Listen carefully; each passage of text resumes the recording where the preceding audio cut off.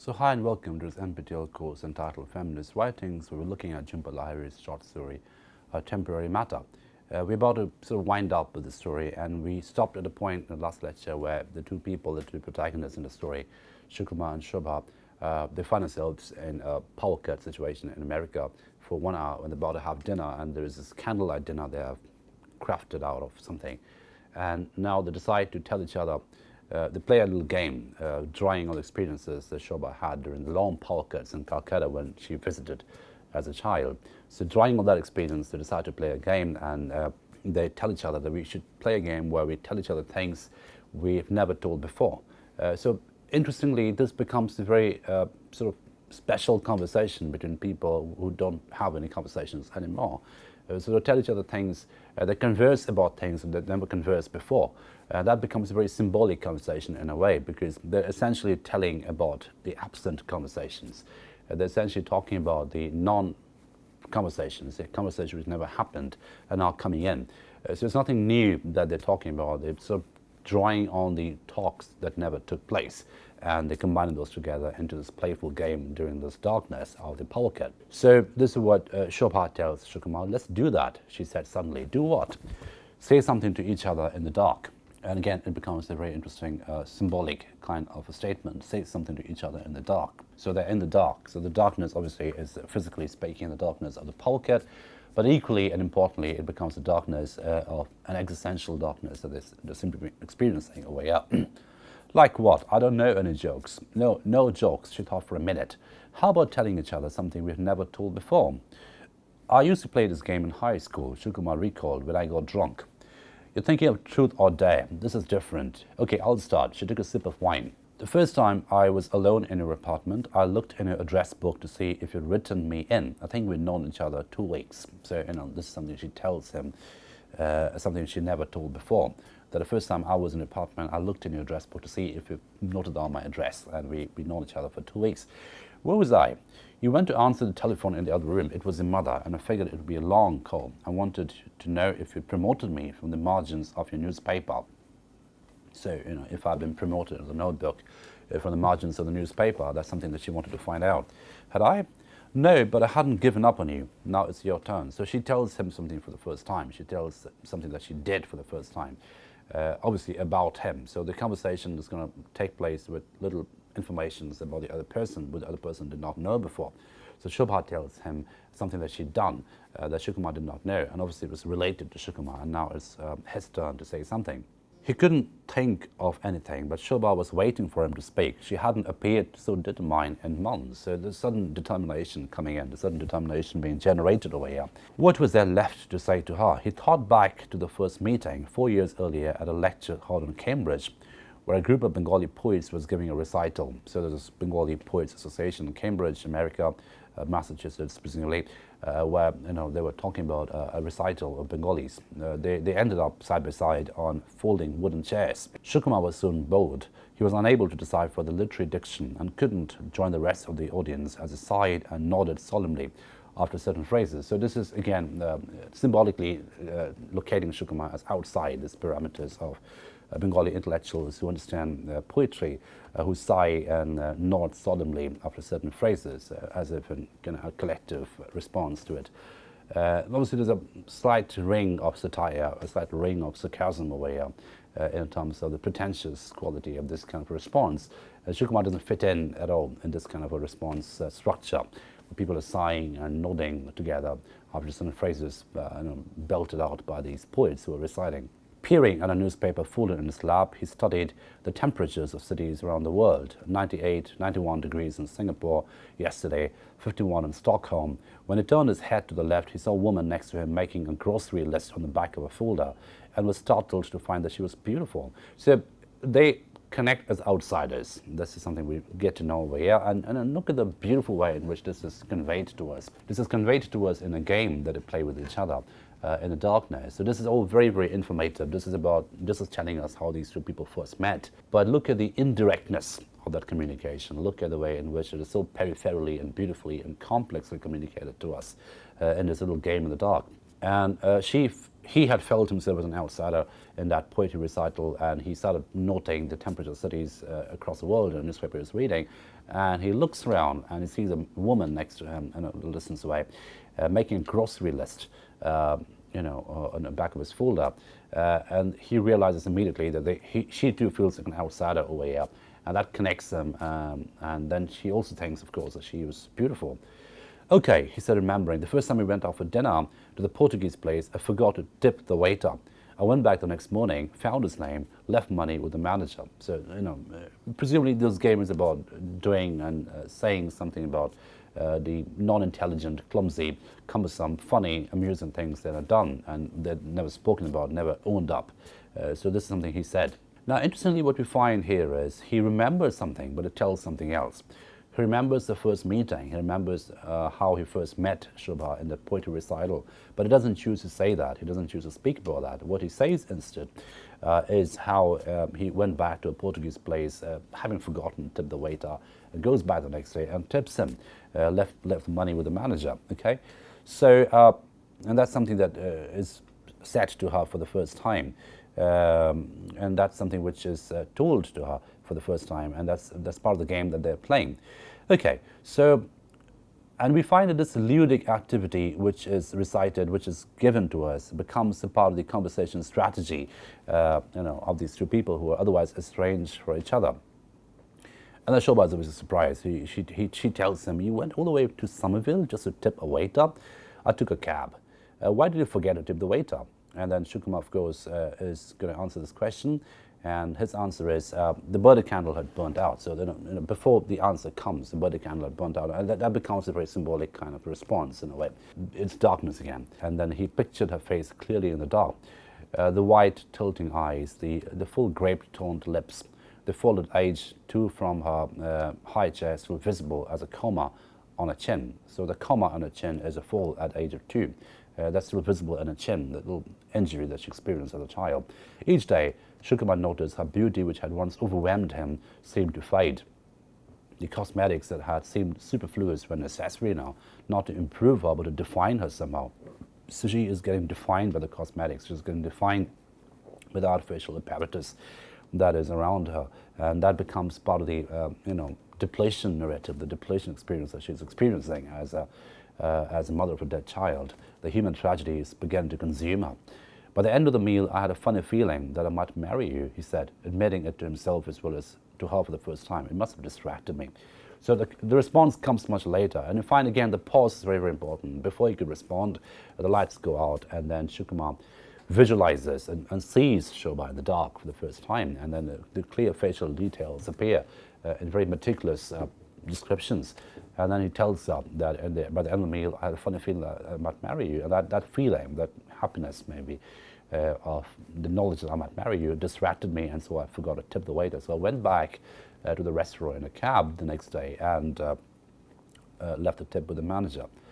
The next night, Shobha came home earlier than usual. There was lamb left over for the evening before, and Shukumar heated it up so they're able to eat by 7. So we find that how these two people are now beginning to connect again. And this whole idea of connecting again is described to us in such little details that Shobha comes home earlier than usual. Shukumar doesn't bother to cook, but he heats up the lamb which is left over from the previous day, and they sit down to eat at 7 just so they have some time before the lights go out. He had gone out the day before to the melting snow and bought a packet of taper candles from the corner store and batteries to fit in the flashlight. So we find, again, some sense of ordinariness, some sense of normalcy seems to be returning over here. Because we have been told earlier that he rarely leaves house now. He never gets out of the home anymore. But he had gone out that particular day to the melting snow and actually bought some taper candles from the corner store and batteries to fit the flashlight. He had the candles ready on the countertop, standing in brass holders shaped like lotuses, but they ate under the glow of the copper-shaded ceiling lamp that hung over the table. So, the candles were there, but obviously the power cut hadn't happened yet. It started eating by 7, and it started eating at light during the normal light conditions. When they had finished eating, Shukumar was surprised that Shobha was stacking her plate on top of his and then carrying them over the sink. He had assumed that she would retreat to the living room behind a barricade of files. So this is again a very ordinary activity, which symbolically means a lot. There's a lot of symbolic significance in that, and that That is, by the end of the meal, Shukumar is very surprised to see that Shobha is stacking the two plates together and carrying those to the kitchen sink. In complete contrast to what she does now. So what she does now is the moment she finishes the meal, she goes back and retreats in the living room to a pack of files, so completely disconnecting her from any household chores, any household duties. And Shukumar obviously is expected to carry all those duties. But now Shobha decides, she feels involved in a certain way, she feels invested in a certain way, and there is a certain degree of ordinariness which is seemingly returning into this narrative, in a sense that she finds herself carrying the place back to the kitchen sink, and Shukumar is observing that, and that becomes a bit of a departure from the distance in narrative that they have been experiencing for a while.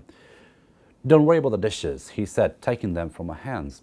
"It seems silly not to," she replied, pouring a drop of detergent onto a sponge. "It's nearly 8 o'clock. So, this is beginning to be a normal conversation again. His heart quickened. All day Shukumar had looked forward to the lights going out. He thought about what Shobha had said the night before about looking in his address book. It felt good to remember her as she was then, how bold yet nervous she had been when they first met. How hopeful. They stood side by side at the sink, the reflections fitting together in the frame of the window. It made him shy, the way he felt the first time they stood together in a mirror. He couldn't recall the last time they had been photographed. They had stopped attending parties, went nowhere together. The film in his camera still contained pictures of Shobha in the yard when she was pregnant. So there's no new photograph after that. So there's no newness which has emerged after that. The last photo in his camera, and this is of course pre-digital camera we're talking about, was a photo of Shobha in the backyard, which was pregnant, and there's no photo of them together after that. So they stopped appearing together in parties, they stopped going out together in social occasions. After finishing the dishes, they lean against the counter, drying their hands on either end of the towel. Again, very, very symbolic. So the two of them do the dishes together, and after finishing the dishes together, they stand together and dry their hands on either end of the same towel. So that seems to be some kind of a connect happening over here. At 8 o'clock, the house went black.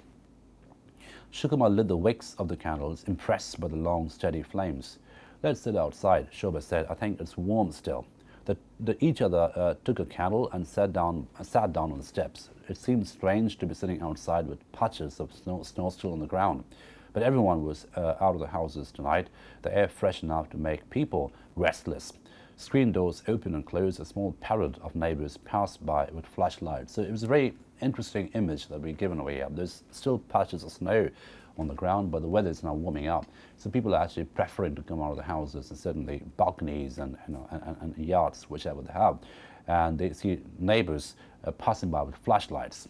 "We're going to the bookstore to browse," a silver-haired man called out. He was walking with his wife, a thin woman in a windbreaker, and holding a dog on a leash. They were the Bradfords, and they had tucked a sympathy card into Shobha and Shukumar's mailbox back in September. Here they've got the power. So there was a sympathy card which was put in a mailbox in September when the news of the loss of the child was made public. And now to see them, the Bradfords, they go into a local bookstore and they just called out and said, "I hear they've got the power, so it makes sense for them, for us to go and browse books while there's power cut." "They'd better," Shukumar said, "or you'll be browsing in the dark." The woman laughed, slipping her arm to the crook of her husband's elbow. "Want to join us?" "No thanks," Shobha and Shukumar called out together. It surprised Shukumar that his words matched hers. So for the first time in many months, they said something together, "No thanks." I mean, ironically, it was a negative statement, but at the same time, either way, it was a statement they made together, and it was something which happened for the first time in many months. His words matched hers, so there's some kind of commonality beginning to brew between them, thanks to the darkness. So in a way, the darkness is perhaps making them, or forcing them to look into each other, to look at each other, and attempt to have a proper conversation. They can't be escaping away in the rooms in the light. They can't do that. They can't escape. They can't evade each other now because the darkness is bringing them together. It forces them to be together with a candlelight in a backyard or a courtyard or in a front yard. And that is beginning to brew into some kind of commonality, some kind of a common conversation that is happening over here. Okay? It surprised Shukumar that his words matched hers.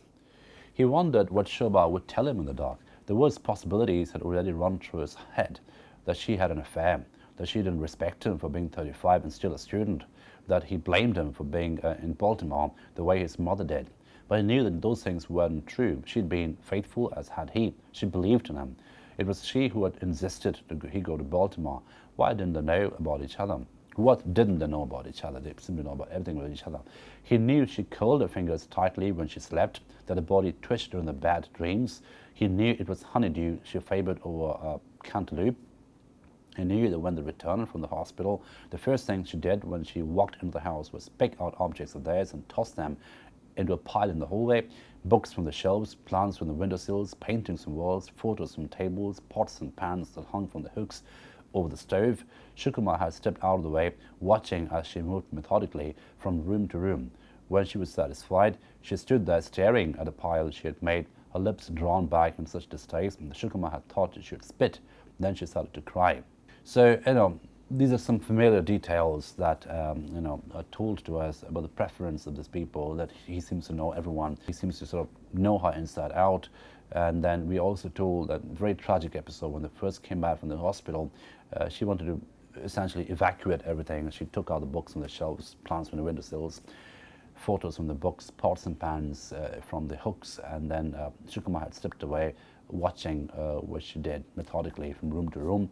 And then she stood there staring at the pile that she had made. So she sort of put everything together, books, pictures, paintings, plans, everything together in one massive pile in the middle of the house, and then her lips were drawn back in such distaste that Shukumar had thought she would spit. So it was a visceral feeling of repulsion, and then, of course, she started to cry. So again, look at this is a very, very human, this deep human tragedy of losing the child. And the way that is manifested, the way that is represented, the way that is articulated is so beautifully conveyed to us in this fiction, and through very domestic, ordinary objects, connecting or symbolically manifesting or articulating something extraordinary, the extraordinary sense of loss, the extraordinary sense of absence, the extraordinary sense of frustration, or the losing of a possibility that is given to us through very domestic signifiers, ordinary signifiers, and that becomes very, very interesting over here. And then she began to cry. He began to feel cold as she sat there on the steps. He felt that he needed her to talk first in order to reciprocate. That time when your mother came to visit us, she said finally, when I said one night I had to stay late at work, I went out with Jillian and had a martini. So, she told him about a lie that she had told him at one point in time when Shobha's mother-in-law, Shukumar's mother, had come to visit us. She wanted just to get away. As she had told them at that point in time that she had to go out and stay late to work, but actually went out with Jillian and had a martini. He looked at her profile, the slender nose, the slightly masculine set of her jaw. He remembered that night, eating with his mother, tired from teaching 2 classes back to back, wishing Shobha were there to say more of the right things, because he came up with only the wrong ones. It had been 12 years since his father had died, and his mother had come to spend 2 weeks with him and Shobha, so they could honor his father's memory together. Each night, his mother cooked something his father had liked, but she was too upset to eat the dishes herself, and her eyes would well up as Shobha stroked her hand. It's so touching, Shobha had said to him at the time.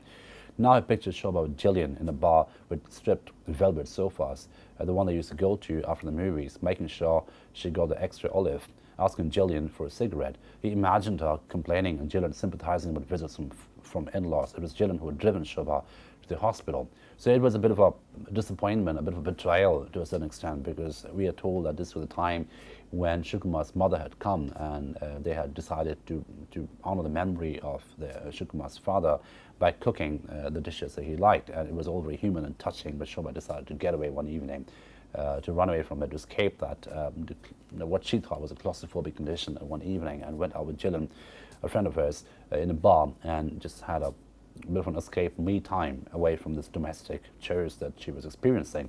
Your turn, she said, stopping his thoughts. At the end of the street, Shukumar heard sounds of a drill and the electricians shouting over it. He looked at the darkened facades of the houses lining the streets. Candles glowed in the windows of one. In spite of the warmth, smoke rose from the chimney. So it was all very nice and domestic. So candles in the windows, smoke rising from the chimneys. So it was all very warm, at the same time it's cold. I cheated on my Oriental Civilization exam in college, he said. It was my last semester, my last set of exams. My father had died a few months before. I could see the blue book of the guy next to me. He was an American guy, a maniac. Hindi, Urdu and Sanskrit. I couldn't remember it if the first we had to identify was an example of a ghazal or not. I looked at his answer and copied it down. So he talks about experience of cheating on a particular exam. It happened about 15 years ago. He felt relieved now, having told her. She turned to him, looking not at his face but at his shoes. Old moccasins, he wore as if they were slippers. The leather at the back permanently flattened. He wondered if it bothered her what he had said. She took his hand and pressed it. You didn't have to tell me why you did it, she said, moving closer to him. So again, look at the proximity began to brew.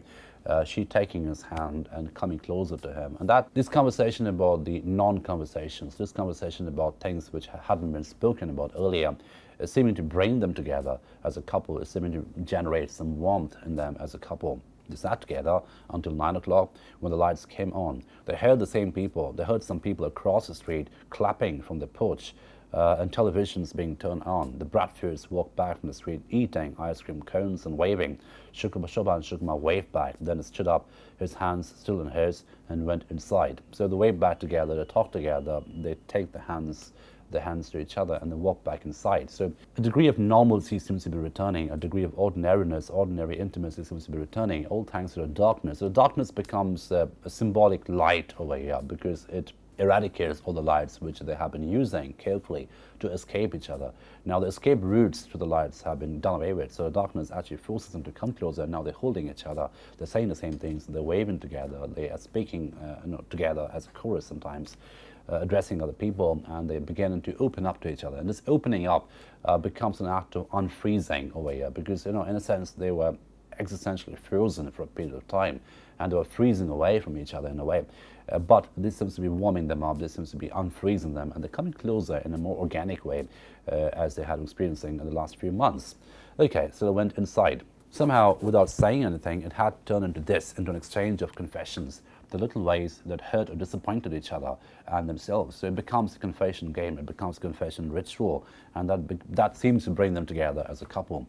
The following day, Shukumar thought for hours about what to say to her. So, they begin to anticipate, they begin to look forward to these evenings where the power would go away, and then they would begin this game of telling each other things which they haven't spoken about before. And that seems to be something they look forward to as a couple together. Anyway, so Shobha seems to come back earlier, Shukumar seems to finish everything before, and they still look forward to this activity of holding themselves together and talking to each other. The following day, Shukumar thought for hours about what to say to her. He was torn between admitting that he had once ripped out a photo of a woman in one of the fashion magazines she used to subscribe to and carried it into his books for a week, or saying that he really hadn't lost his sweater vest she bought him for the 3rd wedding anniversary, but had exchanged it for cash at Fill-ins, and that he'd gotten drunk alone in the middle of the day at a hotel bar. For the 1st anniversary, Shobha had cooked a 10-course dinner just for him. The vest depressed him. My wife gave me a sweater vest for anniversary, he complained to the bartender, his head heavy with cognac. What do you expect? The bartender had replied, "You're married." So this is like a dark, funny thing that we have been told that Shukumar is thinking of the ways, he's filtering all the different possibilities that he could tell Shobha. So he's thinking about, maybe I can tell her that I took the photo of a woman in a fashion magazine and carried it with me to excite me, maybe sexually, or I can just also tell her that I hated the vest that she gave me and actually went back and exchanged that for cash. We're actually telling Shobha, or lying to Shobha, that he had actually lost it.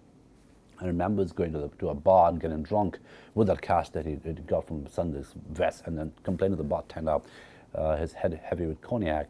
What do you expect? The bartender had replied that you're just married, you get this kind of thing. So that becomes, these all little details come back, and this becomes a bit of an architecture of anticipation. And this is something that he's trying to think about, and what to say, what not to say.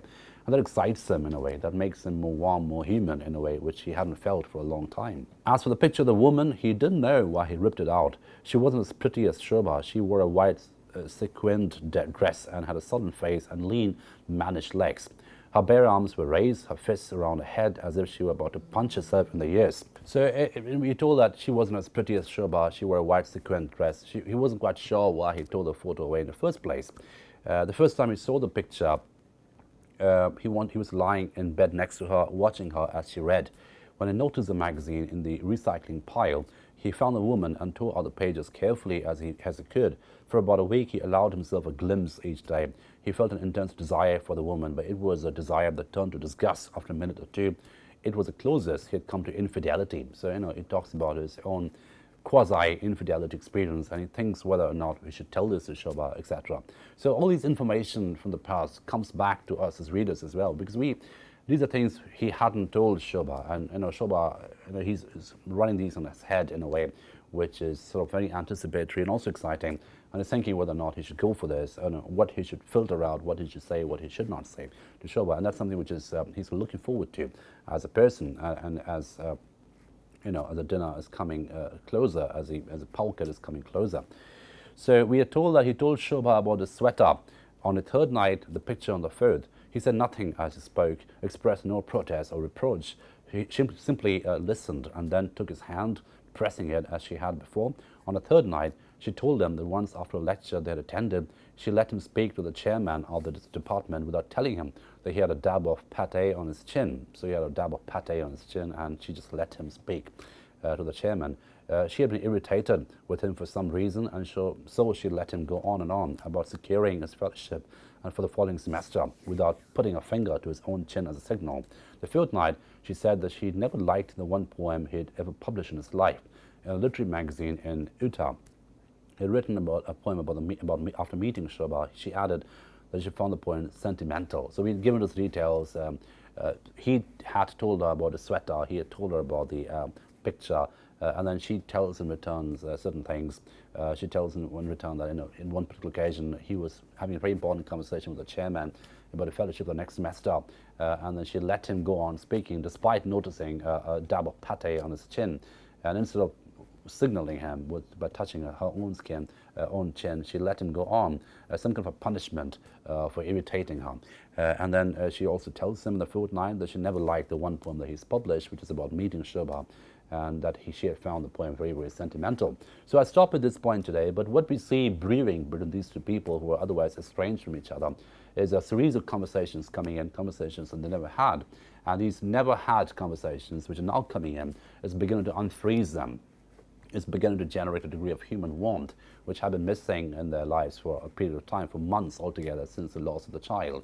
And that begins to sort of turn the story, turn the narrative to a certain extent, which is very, very interesting. And we find how the story ends in the following lectures, where we conclude with this particular text. So I stop at this point today, and I'll see you in the next lecture, where we conclude with the story, A Temporary Matter. Thank you for your attention.